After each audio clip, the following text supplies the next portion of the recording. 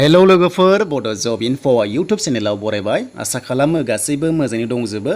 Finally Assam गभर्नमेन्टआ approve खालामबाय 52,500 post बेनो जाबाय आसाम केबिनेटआव दिनै खालामबाय आरो बेनि एप्लाइआ स्टार्ट जासिगोन सेप्तेम्बरनिफ्रायनो नोंथांमोना अनलाइन एप्लाइखौ खालामनो हासिगोन आरो डिपार्टमेन्टआ मोनथाम दङ बेनो जाबाय हेल्थ इडुकेसन आरो होम एन्ड पलिटिकेल डिपार्टमेन्टआव नोंथांमोना एप्लाइखौ खालामनो हागोन।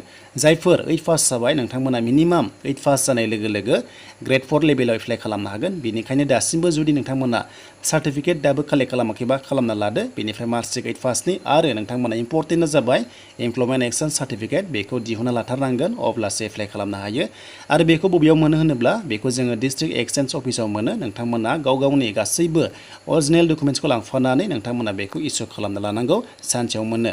दानिया लोगोफोर हेल्थआव थागोन 8,855 बेनिफ्राय इडुकेसन आरो होम एन्ड पलिटिकेल डिपार्टमेन्टआव थागोन 22,000 जेराव नोंथांमोना 8 पास जानाय लोगो लोगो ग्रेड 4आव आरो 10 पास 12 पास ग्रेजुवेट नोंथांमोना ग्रेड 3 एप्लाइ खालामनो हागोन। स' लोगोफोर दानिया बे आपडेटखौ सोर होदों नोंथांमोना भिडिअखौ नायलांबाय थादो जोबजासिम आरो जाय नोंथांमोना चेनेलाव दासिमबो साबस्क्राइब खालामाखै खालामना लाखादो। जेब्ला एप्लाइ एबा नटिफिकेसन फैगोन अफिसियेल नोंथांमोना थाबैनो मोनगोन। बेखायनो सेलेक्ट अल होनानै गासैखौबो लाखादो अब्ला नोंथांमोना आपडेटखौ मोनबाय थागोन। दा लोगोफोर आसाम केबिनेटआव एप्रुभ खालामबाय नोंथांमोना एप्लाइ खालामनो हासिगोन।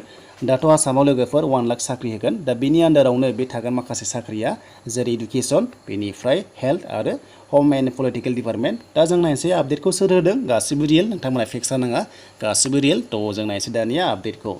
दा फाइनालि जोङो टुइटाराव फैबाय। दा नोंथांमोना टुइटाराव फैनांगोन आरो नायनांगोन अजन्ता नियगनि टुइटार एकाउन्टआव। दा बेयाव फैनाय लोगो लोगो जोङो टुइट खालामनाय मोन्दों। दा बेयाव बुंदों केबिनेटआव मिटिं जादोंमोन आरो गभर्नमेन्ट अफ आसामा बेखौ एप्रुभ खालामखाबाय। टटेल भेकेन्सियानो मोनथाम डिपार्टमेन्टजों 52,500 भेकेन्सिस ओंखारसिगोन ग्रेड 4 ग्रेड 3 बेनिफ्राय बे थागोननो 1 लाख साख्रिनि आन्दाराव थागोन गभर्नमेन्ट अफ आसामनिफ्राय। दाथ' मिन्थिखादों गासैबो 1 लाख साख्रि होननानै। दा बेनि गेजेराव हेल्थआव थागोन नोंथांमोना बेयाव नुनो मोन्दों स्क्रिनाव। दा हेल्थआव थागोन लोगोफोर 8,855 ग्रेड 4 ग्रेड 3 थागोन। बेनिफ्राय 22,000 थागोन मोननै बेनो जाबाय होम एन्ड पलिटिकेल डिपार्टमेन्ट आरो मोनसेया इडुकेसन। दा लोगोफोर इडुकेसन होननाय लोगो लोगो नोंथांमोना अनलि टेट होनो हानाय नङा गासिबो थागोन ग्रेड 4 लेभेल थागोन जेरै पियन चकिदार बेफोरबायदि पस्टआव एप्लाइखौ खालामनो हागोन। टेटआ टेट एक्सट्रा थागोन आरो स्पेशेल टेट जागोन बेनिफ्राय गोदानै फ्रेश टेटबो जानो हागौ।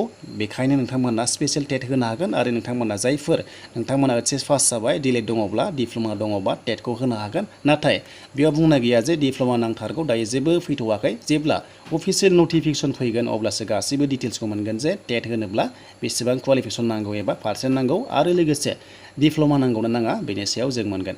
बेनिफ्राय होम एन्ड पलिटिकेल डिपार्टमेन्टआव गोबां पस्ट थायो नोंथांमोना बेनि बागै जेब्ला अफिसियेल नटिफिकेसन मोनगोन अब्ला जों गासैखौबो मिथिगोन। दायो जास्ट एप्रुभ खालामबाय पस्टखौ बेनो जाबाय 52,500। दा मोनथाम डिपार्टमेन्ट हेल्थ आरो लोगोसे इडुकेसन आरो होम एन्ड पलिटिकेल। दा लोगोफोर नोंथांमोना रेडि जाखादो बे पस्टआ क्लियार जाखाबाय सेप्तेम्बर जानाय लोगो लोगोनो एप्लाइ जासिगोन होनना बुंदों। दा बेनिखायनो लोगोफोर सेप्तेम्बरनिफ्राय बियो स्टार्ट जासिगोन। जेब्ला सेप्तेम्बर जागोन अब्लानो एप्लाइखौ खालामनो हासिगोन। बेखायनो नांगौ डकुमेन्ट्सखौ नोंथांमोना रेडि खालामना लाखादो। दा इम्पर्टेन्ट डकुमेन्ट्सआ जाबाय लोगोफोर कास्ट सार्टिफिकेट बेनिफ्राय एमप्लयमेन्ट एक्सचेन्ज सार्टिफिकेट बेखौ नांखाथारगौ। बेनिफ्राय PRC जायफोरा PRC गैया नोंथांमोना डमिसाइल बेखौ कर्टआव DC कर्टआव इसु खालामना लाखादो अब्लानो नोंथांमोना इजियाव एप्लाइखौ खालामना लानो हागोन। दानि लोगोफोर नोंथांमोना बुजिबाय जानांगौ जेब्ला अफिसियेल नटिफिकेसन मोनगोन नोंथांमोना गासिबो आपडेटखौ मोनजोबगोन। बेनिखायनो चेनेलाव गोदानै फैदोंब्ला साबस्क्राइब खालामना लाखादो। जेब्ला अफिसियेल नटिफिकेसन फैगोन नोंथांमोना थाबैनो आपडेटखौ मोननायनि सेलेक्ट अल होना लादो बेल आइकनखौ थुनानै। स' लोगोफोर बेयावनो दोनथ'बाय दिनैनि आपडेटखौ।